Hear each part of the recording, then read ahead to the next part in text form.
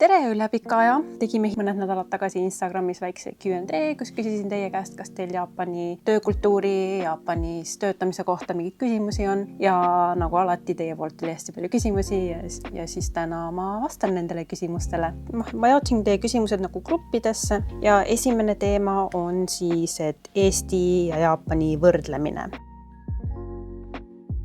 Esimene küsimus, et mis on Eestis töötamisega võrreldes väga erinev ja mis on mingi asi, mis on täiesti teistmoodi Eestis või siis vastupidine. Kindlasti siin on väga palju, mis on teistmoodi, aga samas see sõltub ka väga firmast. Ma ütleks, et kõige suurem erinevus on juba see protsess, kuidas töö otsimine käib. Sellest ma täna ei hakka nii detailselt rääkima, sellest mul on plaanis eraldi video teha, sellepärast et sellega tuleb ka jälle mingi arvatavasti 20-30 minutit juttu. Väga erinev on kindlasti hierarhia, kuidas sul on nagu kõigil kindlad positsioonid, et Eestis on võib-olla pigem asi natukene võrdsem see omavaheline suhtlemine, aga siin on nagu kindlad tasemed ja siis see, kuidas sa näiteks ka keeleliselt on see väga erinev, kuidas sa räägid endast kõrgemal positsioonil inimesega, kuidas sa räägid endast madalamal positsioonil inimesega. Suur erinevus on ka see, et kui näiteks Eestis sa kandideerid kindlale alale, siis Jaapanis sageli on nii, et sa kandideerid lihtsalt kindlasse firmasse või siis kindlasse valdkonda, aga siis kui sa juba sisened sellesse firmasse, siis seal sind nagu iga natukese aja pärast pannakse erinevatesse osakondadesse, kus sa proovid läbi erinevaid asju, kuni siis lõpuks äkki selgub asi, mis sulle kõige paremini sobib või kus pigem firma tahab, et sa töötaksid. Need on siis mõned erinevused. Teistest erinevustest tuleb kindlasti pärastpoole juttu, kui me hakkame rääkima Jaapani sellest kuulsast toksilisest töökultuurist. Vastupidine Eestile, ma siin ütleks kindlasti puhkusepäevad ja sellega seotud kogu see teema. Kui Eestis on väga normaalne, et suvel sa võid võtta mingi 2 nädalat järjest puhkust, siis siin on meil terve aasta peale seaduslik miinimum kuskil 10 päeva, aga see jällegi sõltub firmast, mõnes firmas on rohkem, mõnes firmas on vähem vist ei ole, 10 on tõesti miinimum. Ja see 10 on siis, kui sa nagu alles liitud firmaga, et sinu nagu esimene aasta ja mida kauem sa firmas tööl oled, siis nagu iga aastaga tuleb sul neid puhkusepäevi aina juurde. Ja teine asi on see, et Jaapanis ei ole päris korralikku haiguslehte, et jah, kui sul on mingi tõsisem haigusoperatsioon, siis on võimalik mingisugust toetust saada, aga muidu, kui sa näiteks lihtsalt jääd haigeks, siis enamasti firmadel ei ole haiguspäevi, haiguslehte. Sa siis kas võtad palgata puhkust või sa kasutad oma väheseid puhkusepäevi, mida sul on siis esimesel aastal, ütleme 10 tükki. Ehk siis puhkust on väga vähe. Seadus vist näeb ette, et peab vähemalt 5 päeva järjest kuskil võtma puhkust. Siis enamasti on nii, et kui sa näiteks tahad kõik oma 10 päeva järjest võtta, siis paljud firmad ei ole sellega nõus, et seda nähakse liiga pika puhkusena. Kui on väga süke pigem vanamoodne firma, siis seal ollakse suhtumisega, et nagu mida sa nii palju puhkad, mis sa nii kaua ära oled, et see on nagu teiste töötajate suhtes natuke ebaviisakas, kes peavad nagu sinu arvelt rohkem rabelema. See on kindlasti hoopis teistsugune.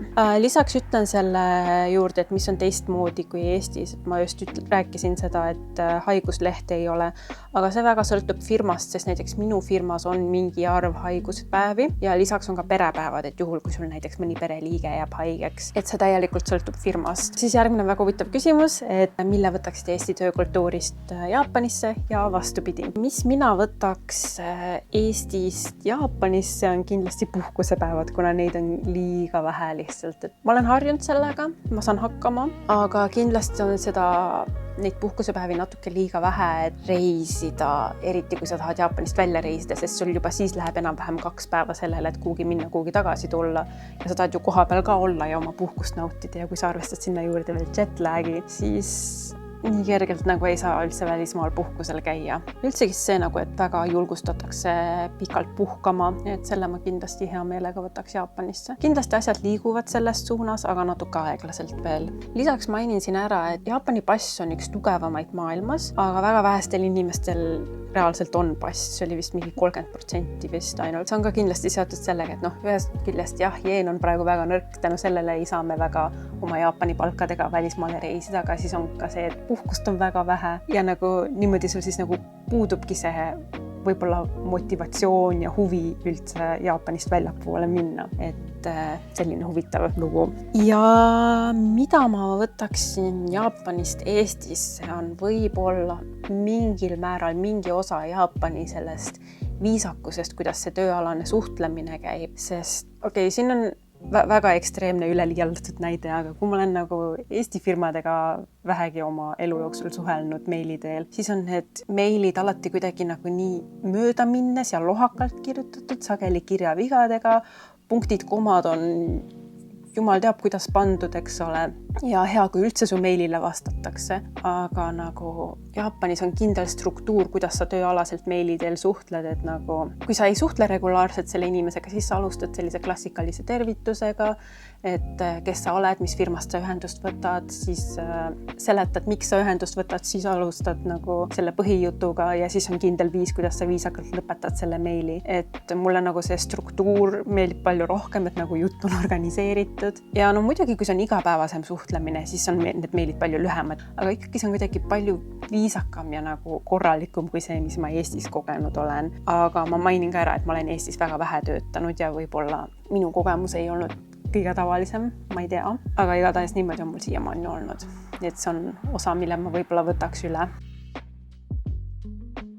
Järgmine teema on töökeskkond, mis on siis võib-olla kõige põnevam osa tänasest jutust. Esimene küsimus on veel nagu leebe, me ei lähe kohe kõige hullema teema juurde. Et milline on töökultuur, kas full kontoris käimine või hübriid lubatud, milline on atmosfäär. See jällegi sõltub väga firmast. Mõned aastad tagasi, nagu me kõik teame, maailmas oli koroona, eks ole, siis oli tänu sellele hakkas väga palju levima kodukontori tegemine. Ja seda on ka praegu veel alles.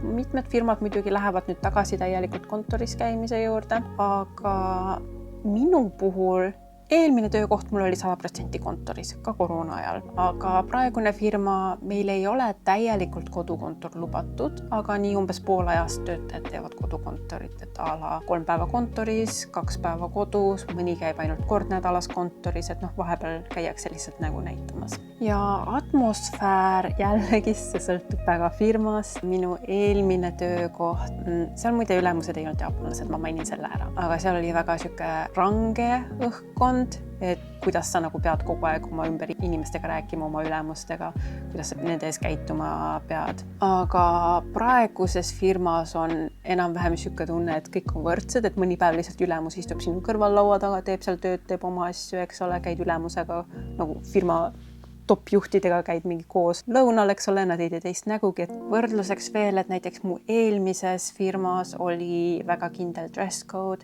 teksad ei olnud lubatud, tavalised T-särgid ei olnud lubatud, pidi olema nagu business casual, eks ole, kuigi me klientidega peaaegu üldse ei puutunud kokku. Ja praeguses firmas näiteks meil on kõik 95% koosolekutest võib-olla online, mis tähendab, et kedagi suht ei huvita, mis sul seljas on, nii kaua kui sa näed viisakas või inimlik välja, mitte nagu sa oleks just voodist välja hüpanud. Ma võin vabalt teksades ja dressibluusides minna tööle ja keegi ei tee teist nägugi. Meil isegi ülemused on lühikestes pükstes tööl, aga jällegi see sõltub firmast muidugi. Ja nüüd siis põhiküsimus, mis arvatavasti kõige rohkem huvitab. Kas päriselt on ka nii hull, nagu meedia meile näitab, ekstra pikad päevad kogu aeg tööl? See on kindlasti üks siuke nagu pool tõsi, aga osaliselt ka väga aegunud informatsioon. Kindlasti oli periood Jaapanis, kus väga palju tehti ületunde ja nagu mõned võib-olla teavad, Jaapanis on nagu selline spetsiaalne sõna ka selle surmani töötamise jaoks, eks ole. Ja mingi periood oli ka Jaapanis palju enesetappe, aga viimasel ajal, kusjuures Jaapanis enesetappude arv langeb, noorte hulgas küll tõuseb, aga täiskasvanute hulgas langeb. Ja ma arvan, et see on ka võib-olla osaliselt seotud sellega, et on pandud rohkem piiranguid peale, kui palju tohib üldse ületunde teha. Muidugi on firmasid, kes ei järgi neid reegleid, rikuvad neid reegleid, kuidagi skeemitavad, et inimesed ikka rohkem tööd teeks, aga meil näiteks firma on põhimõtteliselt ületundide vastu, et ainult hädaolukorras, kui sul tõesti muud varianti pole, siis sa peaksid neid tegema, aga pigem siiski mitte. ja näiteks sageli öeldakse Jaapani töökultuuri kohta seda, et sa ei tohi töölt ära minna enne enda ülemust, et kui tema veel teeb tööd, siis pead sina ka nii kaua tööl olema. Ja kindlasti on see tõsi osades firmades, aga jällegist mitte kõikides firmades. Jaapanis on sellised nimetused nagu mustad firmad ja valged firmad, eks ole, et valged on siis need, kes teevad kõike seaduste järgi, teevad kõike nagu normaalselt, on normaalne töökeskkond, käitutakse töötajatega inimlikult ja siis on mustad firmad, kes teevad igast kahtlaseid asju, käituvad oma töötajatega nagu prügiga, eks ole. Ja sellega on selline lugu, et nagu internetis on saidid, nimekirjad, kus saab nagu infot nende mustade firmade kohta, et see on nagu suht teada tööotsijatele, millised firmad on need kõige hullemad. Ja näiteks ka kui mina otsisin Jaapanis tööd, siis mu esimene samm igal pool enne kandideerimist oli see, et ma läksin sellistele anonüümsetele firmade hindamislehtedele, kus siis endised töötajad hindasid oma kogemust seal ja rääkisid, mis oli hea, mis oli halb ja selle põhjal ma siis otsustasin, et okei, et kui väga see nüüd tundub toksiline, et kas ma tahan sinna firmasse minna või mitte. Ja see on päris kasulik Jaapanis töö otsimisel. Aitab kindlasti nagu vältida jubedamaid firmasid. Aga üleüldiselt ma ütleks, et see info, et Jaapanis töökultuur on väga karm ja väga jube ja väga halb, et see on pigem natukene aegunud. Vanemate generatsioonide puhul kindlasti näeb veel sellist rangemat mõtteviisi, aga nooremate puhul see kindlasti hakkab muutuma. Jaapan ei võta kergesti muutusi vastu, aga nad nagu ikkagi vaikselt muutuvad ja ka siin see töökultuur kõik hakkab tasapisi paremaks minema. Miks tundub Jaapani töökultuur palju stressirohkem kui Eestis? See on siis ka seotud selle eelmise küsimusega, eks ole, ja kui me siis lähme nüüd selle kallale, siis ma ütleks, et see on mingil määral seotud äkki selle hierarhiaga, mis Jaapani töökultuuris on, et nagu kindlad positsioonid ja siis sealt nagu tuleneb see, kuidas peab käituma. Sügavam põhjus, miks see nii hakkas üldse muutuma, ma ei tea muidugi, aga ma eeldaks, et äkki see meeletu töötamine tuli pärast teist maailmasõda ja siis oli nagu vaja riiki üles ehitada ja siis nagu vahepeal oli majandus hea, vahepeal oli majandus halb. Miks see tundub palju stressirohkem kui Eestis? Ma arvan, on see, et halvad jutud levivad kiiremini ja levivad rohkem kui head jutud. Et need, kellel kõik hästi, neil pole põhjust nagu internetis sellest vinguda, internetis sellest rääkida ja mis sa ikka uudistes räägid, et inimestel läheb tööl hästi, eks ole, inimesed on oma eluga rahul, et kes selliseid uudiseid klikib, mina klikiks.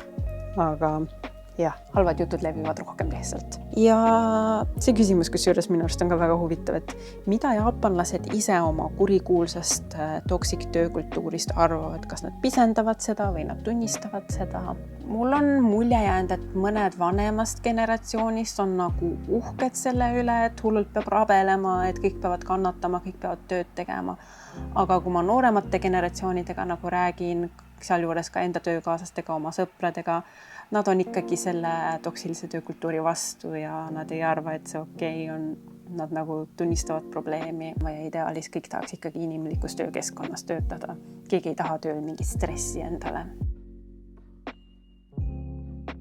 Liigume edasi tavalise tööpäeva juurde. Kui pikad on tööpäevad Jaapanis? Okei, see on ka asi, mis ma võib-olla alguses oleks pidanud ütlema, et mis on siis erinevus Eesti ja Jaapani vahel. Et mul on mulje jäänud, et Euroopas on palju riike. Minu kogemus Euroopas on Saksamaa ja Eesti. On nii, et sul on 8-tunnine tööpäev ja seal sees on tund aega paus, ehk siis sa töötad enamasti 7 tundi. Siit nüüd tulebki see suur erinevus, et Jaapanis on 9 tundi ja siis seal sees sul on see tund aega tööpaus, ehk siis sa reaalselt teed tööd 8 tundi, mis on siis ikkagi 40 tundi nädalas tööd. Aga reaalsus on see, et enamasti sul läheb tund aega veel, et tööle jõuda, tund aega, et töölt koju jõuda, kui me sinna juurde lisame rongideks. See teeb siis 9, 10, 11 tundi, mis on norm töönädala pikkus. See ongi see, et 40 tundi on norm, aga seda ilma lõunapausita.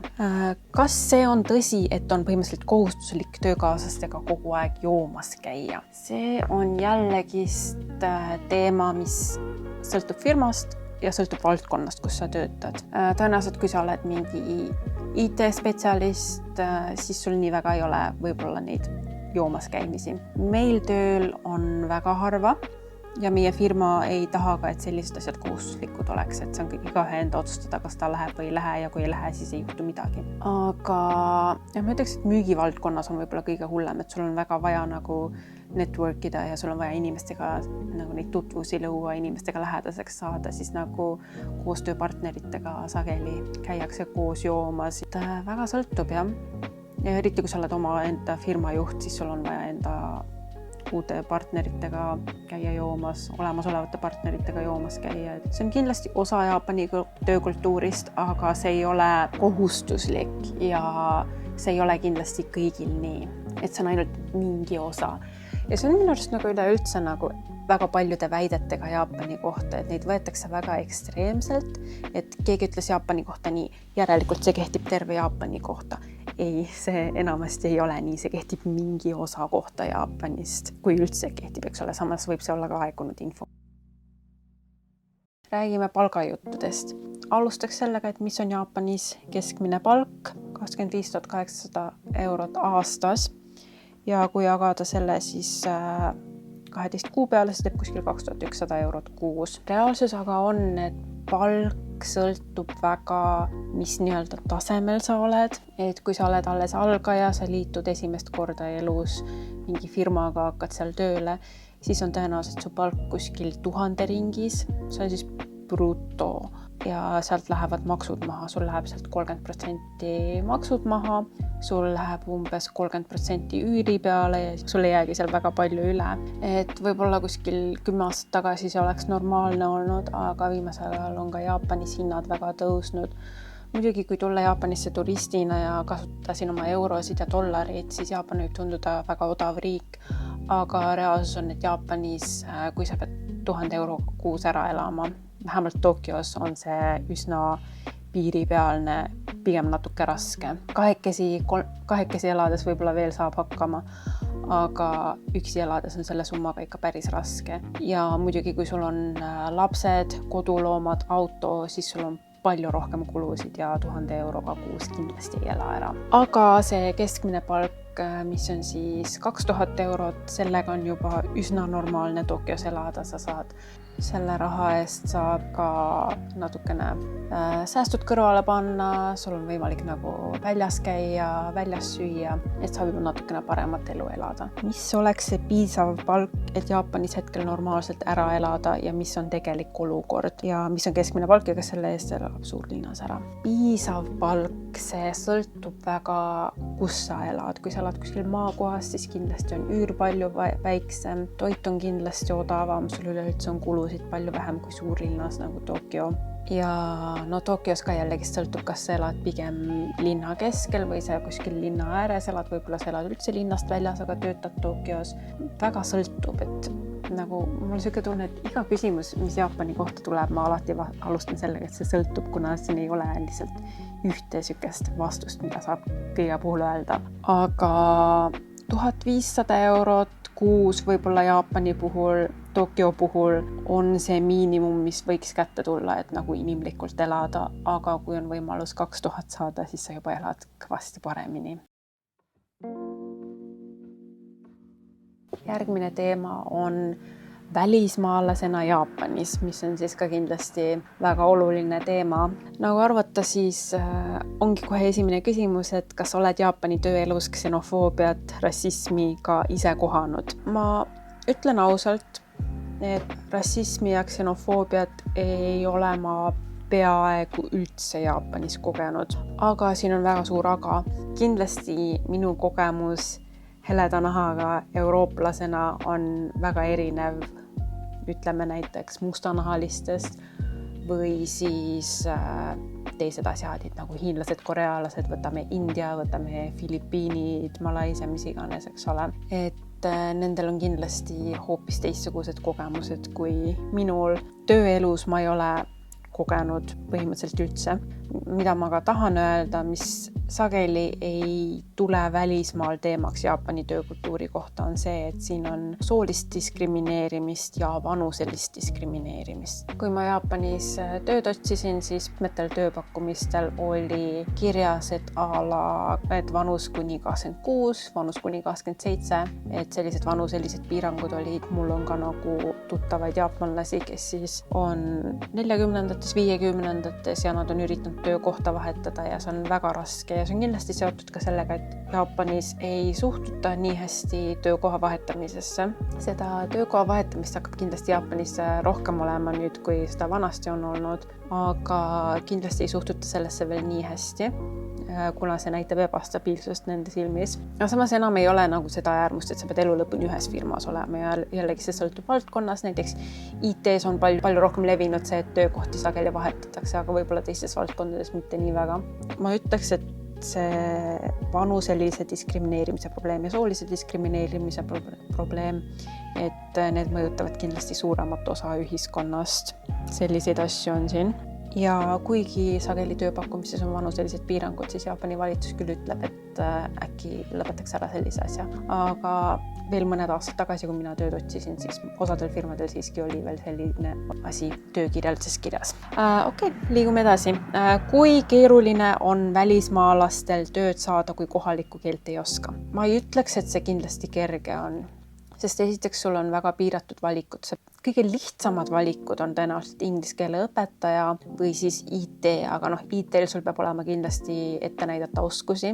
Ja inglise keele õpetaja puhul on nii, et kui sa sellesse inglise keele õpetajate mulli satud, siis sealt on väga raske välja saada ja kuhugi mujale tööle saada, kuna nagu sul puudub see kogemus tavalises Jaapani töökeskkonnas töötamisega.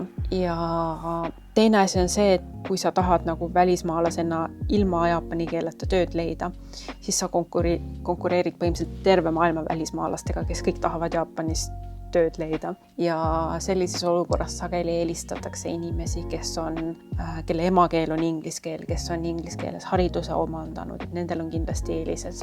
Teine asi on see, et Jaapanis ainult inglise keelega töötada, siis sul enamasti peavad ikka olema peavad olema erialased oskused, mida ette näidata. Et sa pead ikkagi mingil tasemel nagu kogemustega olema, ei ole nii, et sa lihtsalt tuled siia inimesena, kellel pole põhimõtteliselt mingit sellist Jaapani jaoks kasulikku töökogemust ette näidata ja siis lihtsalt võetakse, et sellist asja siin kindlasti ei ole. Et ma ütleks, et kui sa jaapani keelt oskad suhtlustasandil, siis sul kindlasti on palju rohkem võimalusi. Ma alguses vaatasin väga palju tööpakkumisi, mis on suunatud välismaalastele, mis on siis nagu enamasti ingliskeelsed töökohad. Aga ma ütlen ausalt, mul ükski nendest pakkumistest ei viinud töövestlusteni.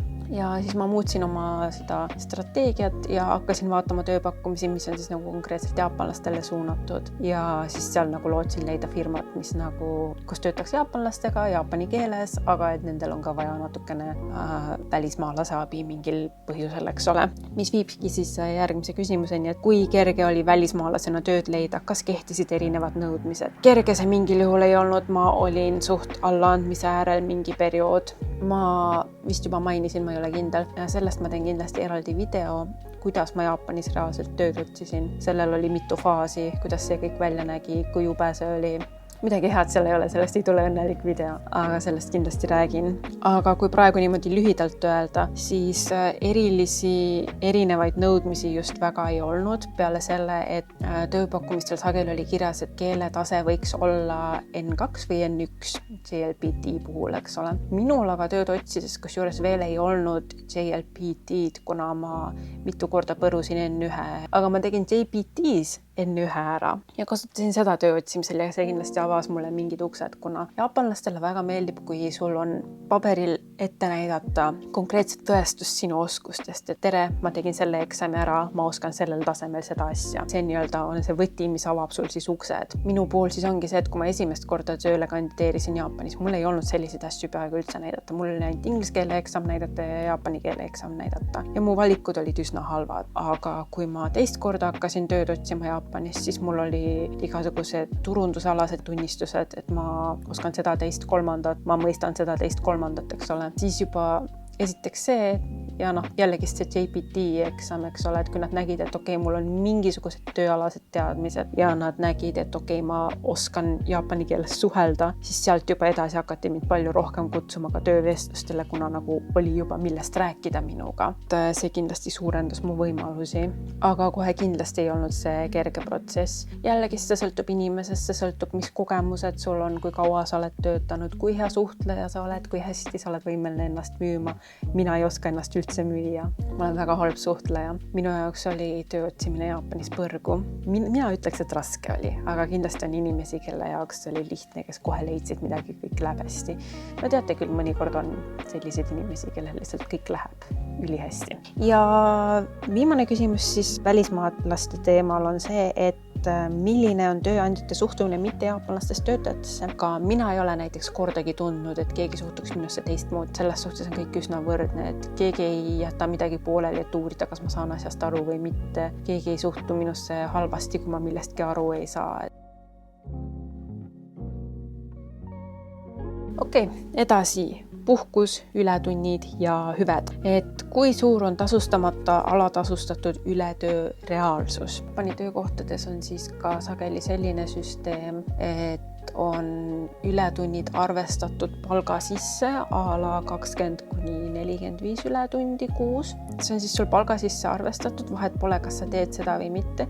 Kui sa ületad, kui su ületunnid ületavad seda summat, siis sulle makstakse veel eraldi. Aga muidu vahet pole, kas sa teed seda või mitte. Ja nii palju, kui mina näinud olen, siis paljud ka ei tee neid ületunde, siis kuna teed või tee palk niikuinii ei muutu, et siis ei ole mõtet rabeleda. Aga muidugi on ka õudusjutte minu tutvusringkonnast, kus poole ööni töötatakse ja siis hiljem tuleb see summa muidugi väga suure ületundide summana tagasi. Vähemalt makstakse, aga kindlasti on ka firmasid, kes ei maksa, et jällegi see on asi, mida kindlasti tööd otsides tasub jälgida, et tööd otsides on enamasti ületundide filtrid, et kui palju firmas on ületunde ja siis selle järgi saab valida. Mina alati valisin, et kõige väiksemad ületundide summad, kuna ma ei tahtnud ületunde, ma tahan elada normaalset inimlikku elu.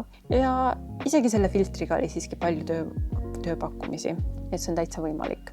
On võimalik inimlikku elu elada Jaapanis. Järgmine küsimus, kas rahvuspühasid on rohkem kui Eestis? Siin ma pidi GPT-ga arutama, kuna ma ei olnud kindel nendes numbrites ja väidetavalt Eestis on 12 riigipüha aastas, samal ajal kui Jaapanis on 16 riigipüha. Et peaaegu iga kuu on meil üks riigipüha, mõni kuu ei ole meil ühtegi, aga seest näiteks mais on meil kuldne nädal, septembris on meil hõbenädal, kus siis on mitu erinevat riigipüha järjest, natukene siuke pikem puhkamisperiood. Et meil võib küll puhkusepäevi vähe olla, aga meil on riigipühasid selle võrra rohkem, mis on hea.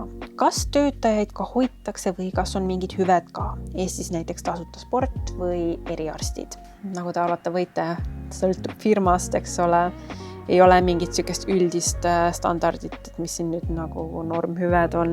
Aga tavaline on näiteks üüritoetus mingisuguses summas, 100, 200, 300 eurot võib olla. Osades firmades on üldsegist ühikad, kus sa siis saad elada. Meil firmas näiteks on üüritoetus, meil on perepäevad, juhul kui sul mingi pereliige jääb haigeks, siis on meil tavaline puhkus ilmselgelt ja siis meil lisaks on ka tervisepäevad, mis on siis põhimõtteliselt nagu haigusleht. Kui sa tunned end haigena, siis võtad vaba päeva. Ja lisaks meil on gripivaktsiini toetus ja lisaks kõige suurem asi meie firma puhul on tervisekontrolli toetus. Aga jah, see kindlasti sõltub firmast, et mis variandid on ja kindlasti mida suuremad firmad, seda suuremad hüved. Aga jah, see oli siis kõik selleks korraks. Kokkuvõtvalt olukord ei ole nii hull, kui tundub. Jaapanis on võimalik ka inimlikult elada inimliku raha eest ja inimlike töötundidega. Aga see kõik sõltub väga firmast ja tuleb olla firma valimisel kindlasti väga ettevaatlik. Tuleb teada, millised on need ohumärgid, milliseid firmasid vältida. Aga kui seda kõike teha, siis on võimalik Jaapanis täitsa normaalselt elada. Aga jah, see on kõik selleks korraks ja näeme järgmine kord jälle. Tšau!